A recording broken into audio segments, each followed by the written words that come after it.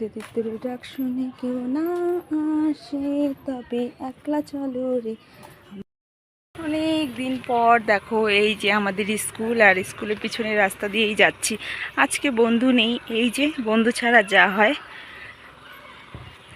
আমাদের বাজারের ভিতর দিয়ে ঢুকেছি, বলে না। নমস্কার বন্ধুরা, আমি বিদিশা আর একটি নতুন মিনি ব্লগ নিয়ে চলে এলাম তোমাদের সামনে। আশা করছি ভালো লাগবে। সকলে কেমন আছো? আমি তো খুব ভালো আছি। তো চলো, মেয়েকে গেছিলাম টিউশন দিতে, টিউশন থেকে বাড়ি যাচ্ছি, মানে দোকানেও যাব।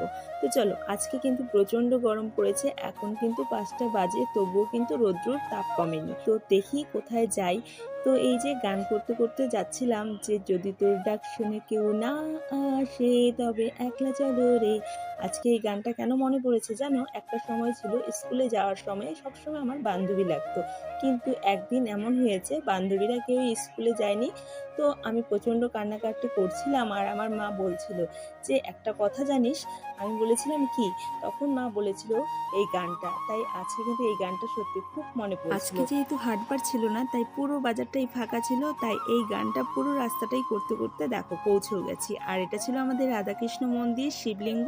তো চলো, এই যে মেন রোডে এবার উঠেই পড়বো। দেখো উঠেই পড়েছি, আর এই যে সামনে দেখছো, সামনের রাস্তাটা চলে গেল আমার বাপের বাড়ি, আর এই যে আমার দোকান। তো চলো, দোকানে এসে পড়েছি। আর দেখো দোকানের ভিতরে একজন মোবাইলে একদম মগ্ন হয়ে গেছে, মানে মাথা নিচু করে বসে রয়েছে। কে এলো কে গেল তার কোনো ধ্যান ধারণাই নেই।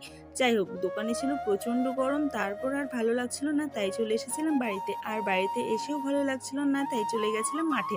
মানে আমাদের বাড়ির পিছনে অনেক সুন্দর মাঠ রয়েছে, দেখো সবাই লাইন লাইন করে বসে রয়েছে। আর আজকে না এতই গরম পড়েছে, দেখো একটা গাছের পাতা নড়ছে না। তো মাঠের মধ্যে সবাই বসে রয়েছে, আমরাও এখানে বসে রয়েছি। তারপর তো একে একে দেখো কতজন হয়ে গেছে।